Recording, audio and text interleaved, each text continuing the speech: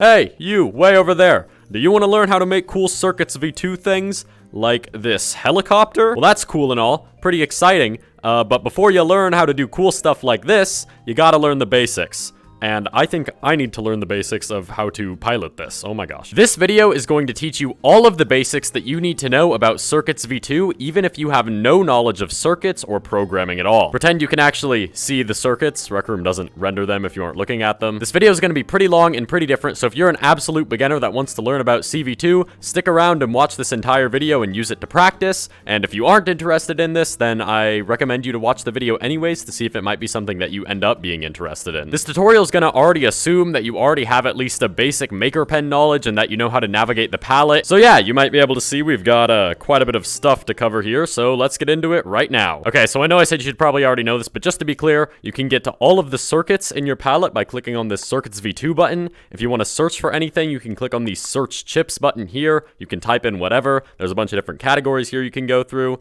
If we go back to the Circuits V2 tab, there's this logging tab here that's useful if you use the log string chip. I'm not sure how much we're going to go over that in this video. If you go back to the tab again, you'll see your CPU, net, and chips limits. We're not going to worry about these too much in this tutorial because we're not going to be making anything super advanced, but I will probably bring them up when I'm talking about good practices to make sure you're not using up too much CPU or net or whatever. And finally, if you go to gadgets and then CV2 gadgets down here at the bottom, you'll see all of the buttons and pistons and stuff that work with CV2. All right, now that you know how to find everything, let's get into some basic logic. So just to start here, I've got two different kinds of chips, the add chip and the show notification chip, and you can probably pretty quickly tell the difference between these. You'll notice that this show notification chip here has this orange thing on either side of it, whereas the add chip doesn't. In fact, you'll notice that quite a few commonly used chips have these orange things like the if, the delay, the log string. All of these have these orange ports on them, whereas a bunch of other commonly used chips don't have those orange ports, like the add, the equals, the toString. So what's the difference between these? Well, for the purposes of this tutorial, I'm going to be calling these execution chips, and I'm going to be calling these non-execution chips. And that's because the orange port on a bunch of these chips is called the execution pin or just the exec. And these execution pins are just the main way that you send a signal in Circuits V2. So if I connect the output execution pin here to the input execution pin on this one,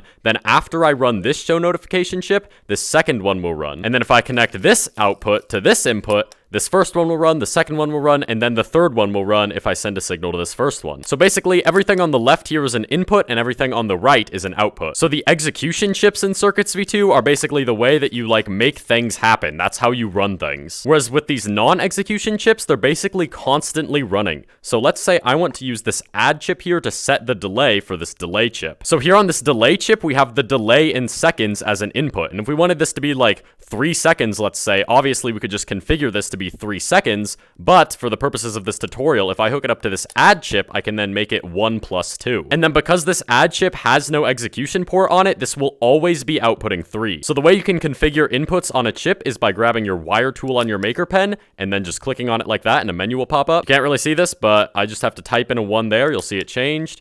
And if I type in a 2 here, that's 32.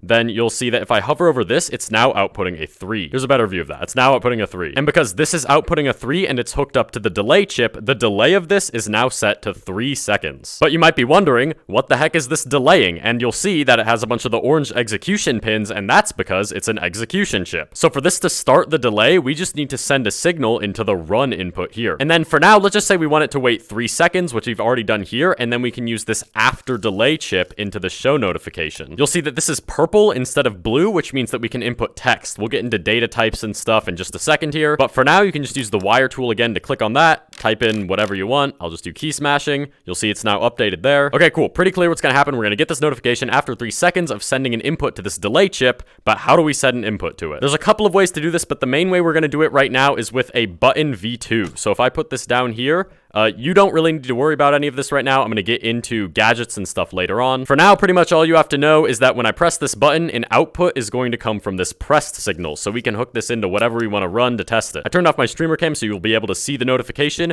but when I press this button, it sends the signal to the delay, which waits 3 seconds.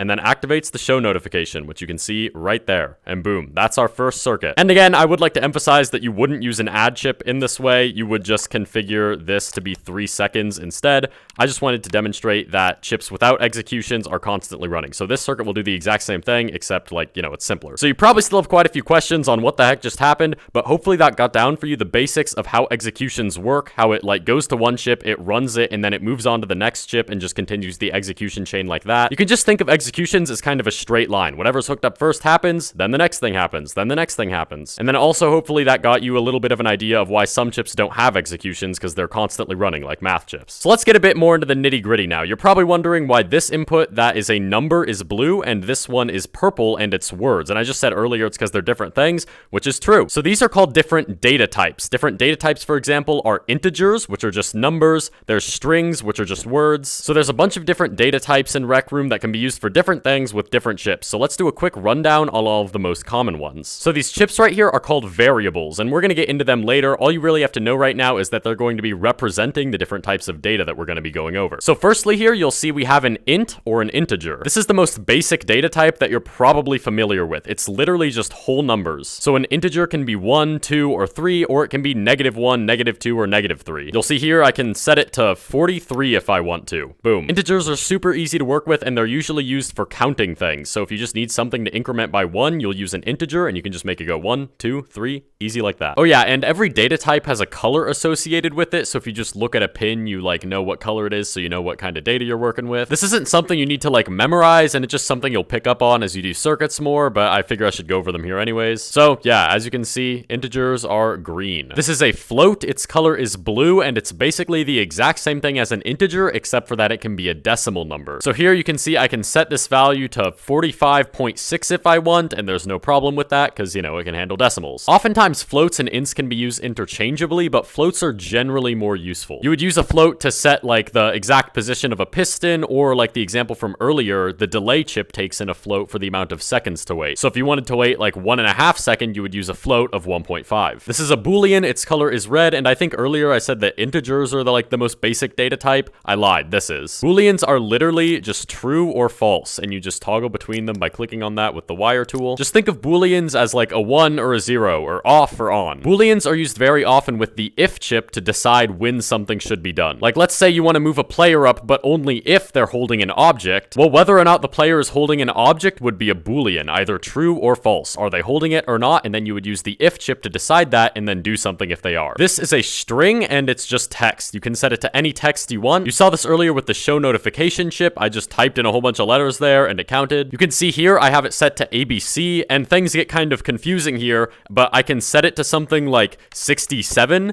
and you'll be like, well, that isn't text, that's numbers. Well, this is the text 67 and not the actual number 67, if that makes sense. So yeah, strings are pretty easy. They're purple. I don't know if I said that, but it's pretty much just anything you can type in. So those are all of the main data types we're going to be working with mostly in this video that you need to know. Obviously, there's a whole bunch of other data types, and most of the other ones are just colored yellow. Don't worry about these for now too much, but some other important ones are players, vector 3s, and lastly is a Rec Room object. So there's the rundown on all the basic data types and a little peek into some of the more complex ones. I hope that at least that gave you a better idea of the kinds of data that we're going to be working with when it comes to circuits. So for that demonstration, I said that I used variable chips, and you could probably see it literally said like variable on them and then the type they were. And I said that right then, you just had to know I was using them as a representation of that data type. But now we're going to get into what a variable actually can do. And basically what a variable does is it just saves data. So to put together everything I've just said and also introduce variables, we're going to be doing a little mini project. All we're going to create is a button that when you press it, it will display a number that goes up the more you press it. So thinking about how we can do that, we're obviously going to need to save the last number that was displayed so we can add 1 to it and then display the new number. And the way we save data like that is through variables. So first, when you place down a variable, it's always good practice to change the name because it just starts out as variable and then whatever type you used. Because we're going to be using this variable to count, I am going to name it counter and then hit the submit button and boom. So how variables work is that each variable of the same name and type, so all of these are are integer variables named counter, these will all output and hold the same value. So hopefully you can see here, if I hover over all of these, they'll say that their current value is 0. So how can we set a variable? Well, we're going to need an execution, and we've been using buttons for that so far, so let's do that again. So when you send an execution to a variable, it will set the value of that variable to whatever this input value here is. So currently, if I hook up this pressed exec signal into the input one there, it will set this counter variable to 0 once I press this. But you know, it's already 0, so that's not going to do us too much help. So I'm going to configure this and make it set it to 1 instead. So you can see here, counter is 0. Once I press this button, if I look at it again, you'll see it now says that it's 1. And because all variables of the same name and type share the same value, even though I didn't do anything with these counter variables, they're technically the same as this one. So if I hover over these, you'll see that they are now 1 as well. So let's say I want to make a system that when I press down this button, it sets the counter variable to 1, and then when I release it, it sets it to 2. Firstly, we're not going to need this third one here, so I'm going to get rid of that. So we're going to take the pressed exec on this button and send it into this first one, and the released exec and send it into the second one. So we already have it set up that when we press the button, it sets it to 1. That's what we just did, and the value is currently 1. So all we have to do now is configure the input on this one to be 2, so that when we release it, it'll send a signal into this and set it to 2. And then what I want to do is set this button's text to visualize what this variable currently holds. So I know I said we talk about objects and stuff later, but just all you have to know is that this button set text, if I hook it up to the button,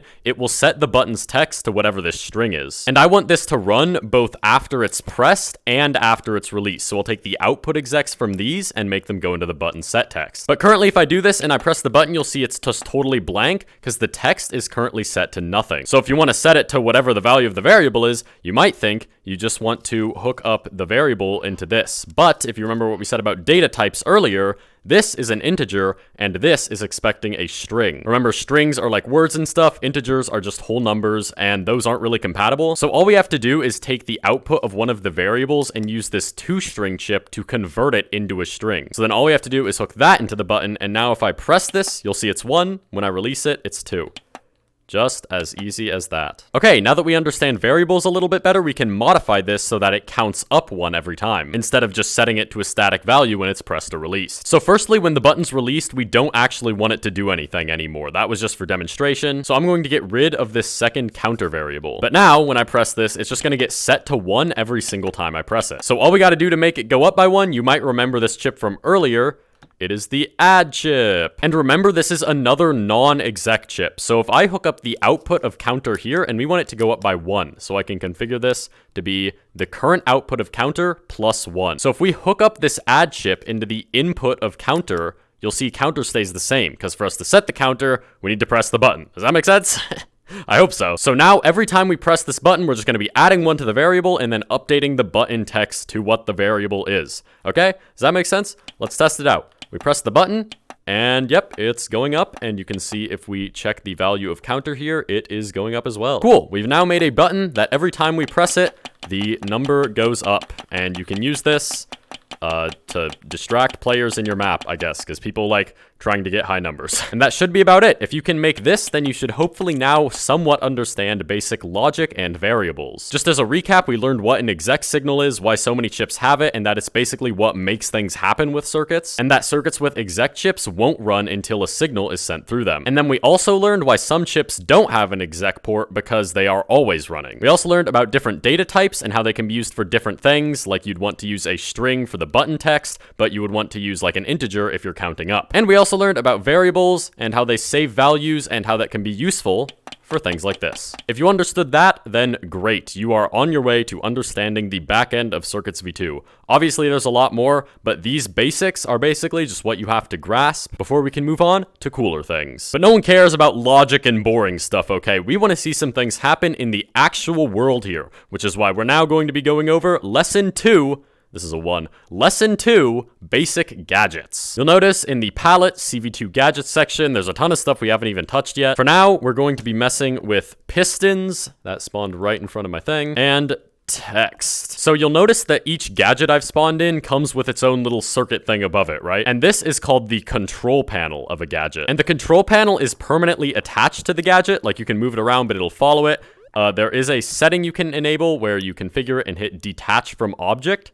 so that it does not follow around the gadget. I usually like to turn that on. So with everything you've just learned, this is probably pretty self-explanatory, right? Like if we look at the text gadget here, you'll see there is a set text input with a string under it that will set the text, right? So if you send an exec to this set text, it'll just set the text to whatever this text is. That makes sense, hopefully, because you've just learned it. But here's the thing. Control panels are actually lying to you. If you click the edit thing on your maker pen and then you edit a control panel, you'll be taken inside of it. And then you can see that that set text and text input we were talking about earlier is actually just using a set text chip to do it for it. Same thing with the color and the material. And the piston is even worse. Look at all this stuff. It has it like play, and all the play does is that it sets its max distance to whatever you set the max distance to. It uses a chip to set the speed, and it starts moving it. If we go to the objects section of the Circuits V2 search, and let's go to like text per se, you'll see we have access to all of the chips that were inside of this control panel. So here's my first tip for gadgets. I would pretty much never recommend using the inputs that are on these control panels. But I should clarify that I'm just talking about the inputs, not the outputs. On some things like buttons and trigger volumes, the outputs are very useful. Like we've been using this button output, you remember the press thing, that's what sends the exec. But in general, using inputs like the play one and the set text one is probably a bad idea. Because once you want to start doing more complicated stuff, like let's say I want to set this text to something and then like wait a second and then set it to something different, well, you'll see there's only one text input here. So you have to like put an input into the set text and then have a delay out of this one and then have it like change the input here. And that's all so complicated when, again, we have access to this ourselves. We could just use two different set text chips. The only difference here is that this control panel is tied to this text. So if you use this input, it knows what text it's affecting already. Whereas this chip can be used with any text object in the game. So you have to specify what text object you want it to affect. And that's really easy. You'll see that every control panel has a little yellow port here on the top. And you might notice that when you hover over them, it says piston or text. These are actually different data types, like we talked about before. Each object has its own data type that can be used with circuits. And you'll see that the set text chip also just takes in a text data type. So all we have to do to tell this chip that we want to affect this text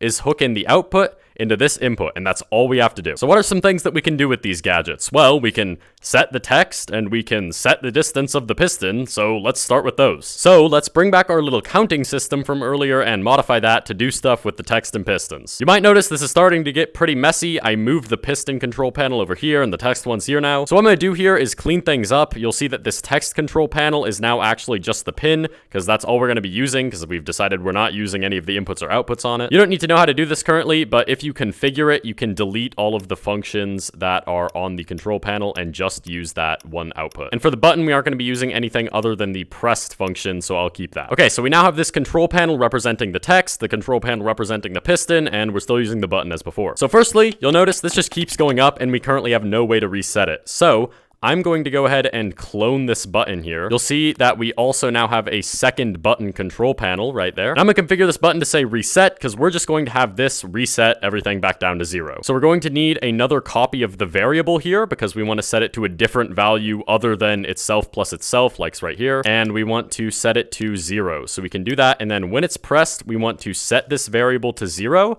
And then have it update the button text again. So we can count like normal here, and then if I hit reset, it will set that variable to 0. Remember, it updates on both of them, and it sets the button text to the variable, which is now 0. So we now have a reset button. Okay, but we have some perfectly fine text here. How about instead of setting the text on this button, we set the text on the text? That would probably make sense. So first, let's configure this button to say something like count up, so there's no confusion between it and the text. And then instead of using the button set text here, let's use the text set text. We have to rewire both of these outputs to do it, because we want to update the text both when we add one to the variable and when we reset it. We need to set the target pin of the text here to the control panel, like we said earlier, and we need to rewire the string version of the output into the text. So now, if we hit count up, the text changes as well, and it works when we reset. Cool, so what can we do with the piston? Well, we can set the distance that it's pushed. And just to show how pistons interact with actual Rec Room objects, I'm going to draw a small cube here and hook it up to the piston. So I'm going to put this right in front of the piston, and then if I wire this yellow rod here on the piston onto the orange cube, you can't really see the wire because perspective, but they are now parented together. So when this piston moves, the cube moves as well. So we already have the text updating with the variable, so how about we set the piston's distance to the variable as well? So we can put this piston set distance right there. I know it's probably not the best location, but I have to fit this all into frame. So we want this to update every time the text updates as well, so we can just take the output of the text set text and put it into there. And then for the target, remember, we just wire it to the control panel like that. And then all we gotta do is wire the variable into the distance, but you'll see that isn't working because you might notice that this is blue and this is green. And if you remember from a while back, a blue value represents a float, which is a number that is a decimal. And it might seem kind of stupid that you can't wire an integer directly into a float because, like, it's really easy to convert whole numbers into a whole number point whatever. But they are different data types, so we're going to need another conversion chip like the toString. So what we're going to use is the int to float. So all we have to do is use the value of the variable for our input, and then it will output a float that we can use for the piston set distance. Now when we hit count up, this text will change to 1, the variable will change to 1, and this piston's distance should be set to 1 meter. Let's give it a go. Okay. Well, the piston kind of went off screen, but it worked. You'll see if I press this again, it gets set to 2. The piston is up there, I swear. You can't see it. So we don't want the piston going that high. So how about instead of setting it directly to whatever our variable is, we make it smaller before we set the piston's distance to it. For this, we are going to use a divide chip. Now, because we're dividing, we're pretty much going to have a decimal, so we want to take the float output of the variable. And this is just the same as the variable, except as the float data type. So let's say, like, when the text is 1, we want it to actually just set the piston's distance to 0.1. So all we have to do is divide by 10, and that will make the piston not move up as much. And then we just have to take the output of this divide and then set that to the piston distance value instead. So if we hit count up, instead of moving up 1 full meter, it now moves 0.1 meter. And we can keep doing that, and it will keep moving up 0.1 now instead of just 1 until we reset it, of course. Instead of counting that up by 1 every time we press this button, let's have it set to whatever the text of this button is. So, like, let's say I configure this button and I set the text to say 4. When I press this button, I want the text to be set to 4, and I want the piston to be set to 0.4 meters. So how do we get the text that's on the button? Well, there's a very convenient chip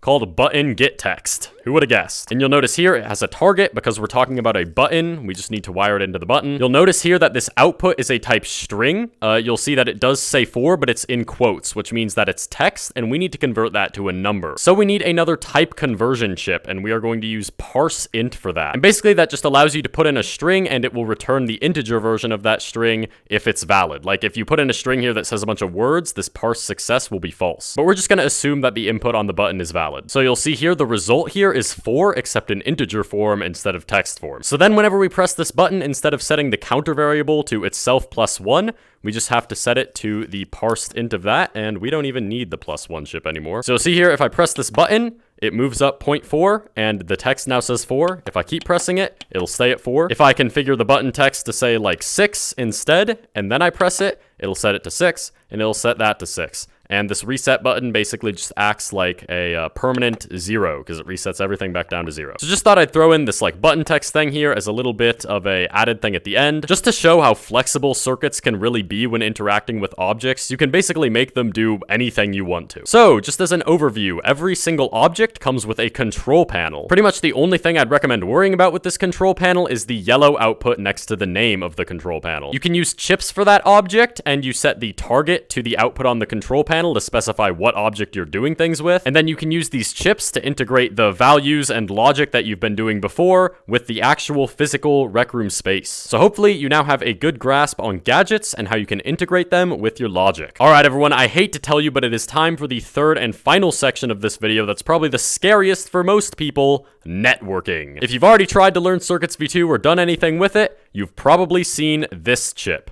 Get Local Player. And you've probably thought, what the heck does that mean? What is a local player? So in Rec Room, with each room you visit, there is the room, obviously. When people join the room, they can move around objects and jump and open doors and stuff and all that cool stuff. If one player grabs a cube and throws it across the room, it'll do that the same on everyone else's device too. That is because the cube is synced, which just means that its position is the same between all players. Most things in rooms in Rec Room are synced, mostly like the positions of objects, the positions positions of players. However, there's one main thing that is not synced, meaning that it is local, and that main thing is circuits v2 chips. So when a player joins, they get a copy of all of the circuits in a room on their machine. So each player ends up with a copy of all of the circuits that run locally on their machine. And unlike positions of objects, because circuits are run locally, everybody can have different copies of variables and have different things running at different times. So for example, this Boolean variable by default is false. If I set this to true and sent an exec signal through it, for me, this variable would be true. However, for everybody else in the room, the variable would still be false. For me to set it to true for everybody, I would have two options. I would need to have my signal that I'm sending go to everybody else's machine as well,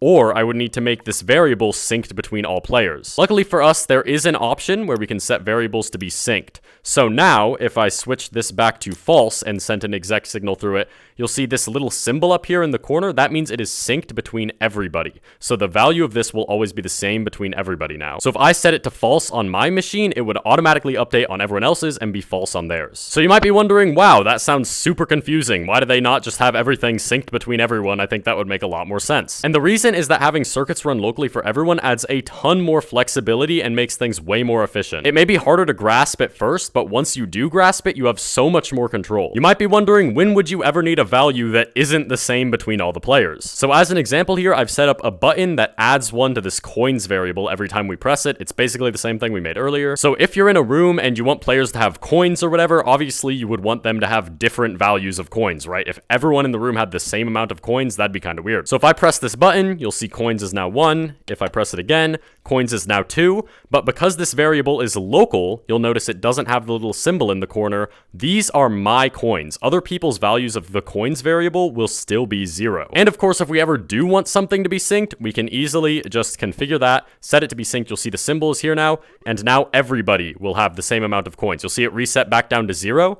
If I add a bunch of things, you'll see everyone's coins are now 5 because it's synced. So hopefully that gives you a little taste and better understanding of why we would want things to be local in the first place. Another reason is because it makes things way more efficient. For example, this get local player chip, you might have a better guess as to what this actually does now. So as a little experiment here, I will let you know that this outputs a player value, but by hovering over it, we can't actually see what player it is. However, if you send a player value through a 2-string chip, it will output their name. So if I do that, this will now output the name of whatever get local player is outputting. So take a guess as to what you think this string will output. I think it's pretty obvious. If I hover over it here, it will say BillehBawb because that's my rec room name. And that's because this get local player chip outputs the player that is running that set of circuits. So like if Harry Manlegs came in this room and he used his maker pen to hover over this 2-string, for him, it would output Harry Manlegs. And that's because for him, this get local player is outputting himself, whereas for me, this is outputting me. So hopefully that helps you understand how this chip can output different values for different people at the same time. I'm the only player in this room currently, and if you're making a single player experience, you technically don't need to worry about anything like local versus synced, because everything is going to be local for the only player who's in the room. But this is all really important to know for making multiplayer experiences. So let's do another example as to why having things be local is so useful, and hopefully this will kind of get your mind in like, oh, I can do this. So let's say I want to get the player variable of the player named Gribbly in my room. And for the purposes of this, we're just going to assume that Gribbly is in the room, I guess. So I have a synced player variable here. I want to set this player variable to the player value of Gribbly. You may be thinking the best way to do that is like when I press this button, it will get every player in the room, and then it will search through all of the players in the room until it finds the one named Gribbly. And when it does, it sets this variable to Gribbly. So here's an example of what that would look like. You don't really need to worry about all of this right now because it uses lists and for loops, which I haven't really talked about yet. But just kind of talk it through in English. This chip gets every single player in the room. So then when you press this button, it will go through every single player. And then for each player in the room, it will get their account name and check if it equals Gribbly, which you can see here equals. This outputs a Boolean. It will output true if the player's name is Gribbly. And so then this will output the then and set the player to this. You don't really need to worry about that. This is one way of doing that technically, yes. If I pressed this button and Gribbly was in the room, this player variable would be set to Gribbly's player. But you'll notice here when I press this button, this is only going to be running on my copy of the circuits, which I'm the only player in the room right now, so it would be only running on me regardless. But pretending, again, that there are other people here and Gribbly is here, pressing this button would make this only run for me. And looping through every single player in the room can be kind of intense on the CPU and network limits, which again, you don't really need to worry about. But all you have to know right now is that this is is pretty inefficient and overcomplicated for what we're trying to do. So instead of having my copy of the circuits take the entire workload to check through every single player in the room, why don't we just have all of the players check themselves? So now I've modified the circuit, and it's a lot cleaner, you'll notice. So if there were more than one person in this room and I press this button, only my copy of the circuits would get this signal, but worry about that in a second. So let's just pretend that this signal is going to go to everyone's copy of the circuits. So then instead of going through every player in the room and checking if any player is Gribbly, it will only check if the local player is named Gribbly. And if you remember, the local player is just the player who is running that copy of circuits. So if this signal gets sent to everybody in the room, everybody will check if their name is Gribbly, and if they are, it will set themselves. Forgot to wire that. It'll set themselves to the player variable. But as I said before, if there were multiple people in this room and I pressed this button, this would only run for me, because buttons only run for the person who pressed them. So how would I take this signal that is only running on my copy of the circuits and send it to everyone's copy of the circuits? And the answer is events. Events are a core part of Circuits v2, and it's basically just how you send a signal from one player's copy of the circuits to another's. So there's three main things that you need for an event definition, an event sender, and an event receiver. So first, let's configure the event definition. Let's give it a better name, because you never want to leave anything with the default name. I'm going to name it something like Gribbly check, because this is going to be wired up to circuits that check whether the local player is Gribbly. And then when you configure the event definition, you'll notice there's a bunch of stuff for like add new property and all that, and you can choose what type it is. We're not going to worry about that right now. That just lets you send additional data between players, but right now we're just going to worry about sending an exec between players. So then you can configure the event sender, and you want to set the event to the one you just made, which I called Gribbly check. And then also here it shows your target, and this is what's important. If I choose local, it will only send it to myself, which isn't going to be very useful considering the whole purpose of this event is to send it out to everybody in the room. We'll talk about room authority and authority later, but for now, we just want this signal to go to everybody in the room so everybody can check whether they're Gribbly or not. So we have our event set and we want it to send it to everybody. Now we just need to configure the event receiver to receive this event Gribbly check. We've defined what the event is. This has no inputs or anything. You can just put it wherever. And then we have the event sender and the event receiver. If I hook up the event sender to my signal, because it's set to send it to everybody, every single person will receive this event, which will then go into this if chip to check if their local player, which is them, is named Gribbly. And if they are, it'll set them into this player value. So if I press this button and Gribbly was in the room, theoretically, this variable would be set to Gribbly, but it's still empty because Gribbly did not come to my room, sadly. Remember that we can check what a player value is by wiring it into a toString. We can see that it's still empty there. Let's say, because, you know, I'm the only one in the room, so this is going to work if I change this from Gribbly to BillehBawb, my account name. So now when I press this button, it will send out the event to everybody to check if their own name is BillehBawb, and if they are, it'll set them to this player value. And because I will also receive this event and my account name is BillehBawb, I should get set into this player event. So if I press this button,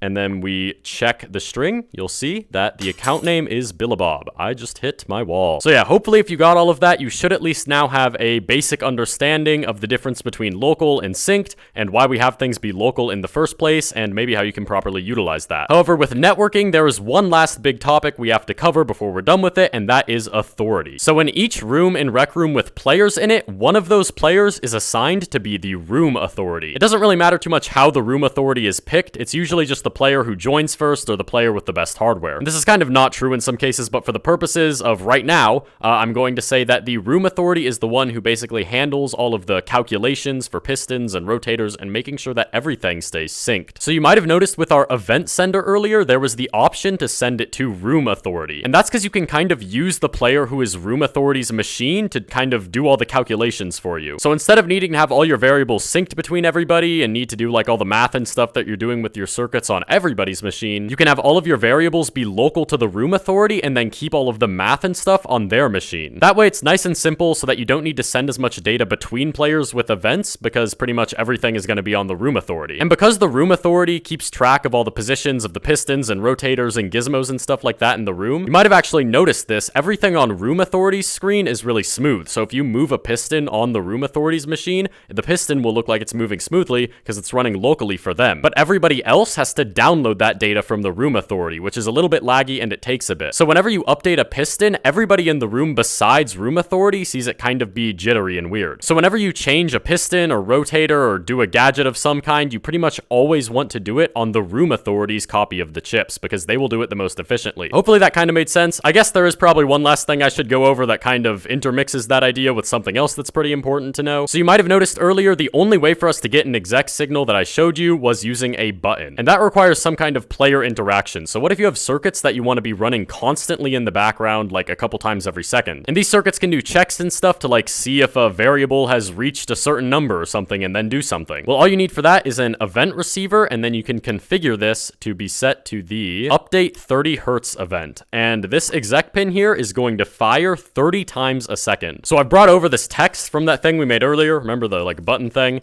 If I hook up that circuit into this update 30 hertz, you will see that this number begins to fly up at like 30 times a second, actually, to be exact. So now instead of needing to press the button every time we want to add 1 to it, it's just doing it automatically. So what I also explained earlier is that when a player presses a button, they only get the output for that pressed thing on their copy of the circuits. And that's another thing that's different between this update 30 hertz event and buttons, because everybody's copy of the circuits gets this update 30 hertz event. So for reference, I brought over that circuit from earlier, except without any of the piston stuff or the buttons or like resets. Literally all this does is add 1 to the variable and then set the text to what that variable is. And the thing is, we only really want this to run on one person's copy of the circuits. For me right now, if I hook this into here, that's fine, because I'm the only player in the room, so this is only running on my copy of the circuits. But if there was another player in the room and that was happening, it would be running for both of us. So we would both be trying to update this value at once, which I guess it's local. Here, let me sync it. So let's assume this variable was synced the entire time.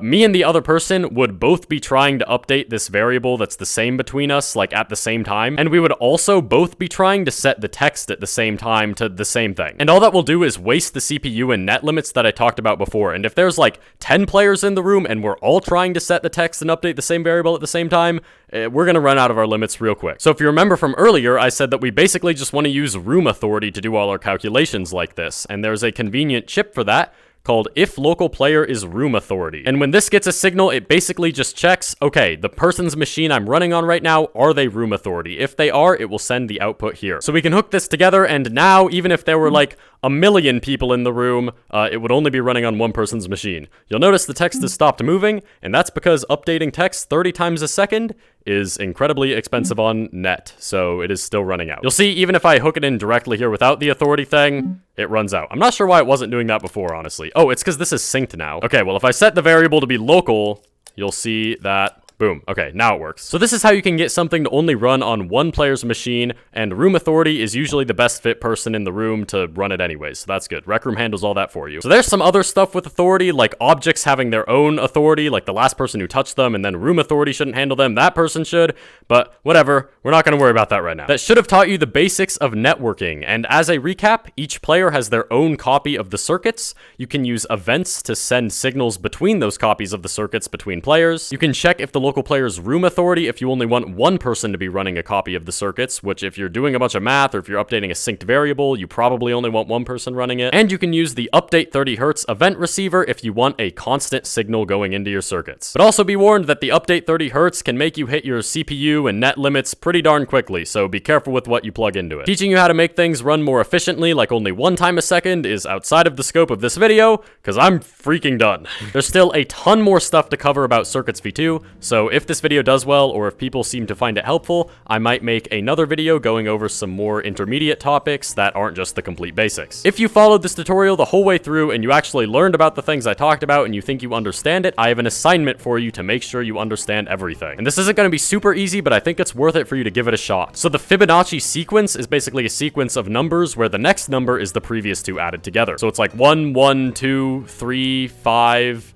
8, I think. I don't know, look it up. So your assignment is to have a button, and you can configure the number on the button, and then when you press the button, it will output that number of numbers of the Fibonacci sequence onto a text gadget. So like if I configured the button to say 5, it would output the first 5 numbers in the Fibonacci sequence onto a text gadget. This requires some math, it requires some variables, it requires some logic. Good luck figuring it out. I'm pretty sure I stole that little practice thing from Sun. I think he told someone to do that a while ago, but I thought it was a really good exercise, so thank you, Sun. Hopefully now you should have a better understanding of the 3 main topics I covered in this video, which I think are the 3 most important topics for beginners to know in CV2. These topics are the basics of logic, what the heck an exec port is, how do you like make things actually happen, the basics of gadgets and how you can incorporate pistons and text and stuff in with your logic, and the basics of networking, what the heck a local player is, how you can use room authority, and how you can have a constantly running signal. If you have any questions on any of those things or more, you can check out the Gadgets V2 channel in the official Rec Room Discord server. There'll be a bunch of people there to help you, including me. I spend quite a bit of time in there, so if you ask a question, I might answer you. Okay, I can't think of anything else I need to say right now, even though I'll probably remember later in editing, and I'll be like, why didn't I record that?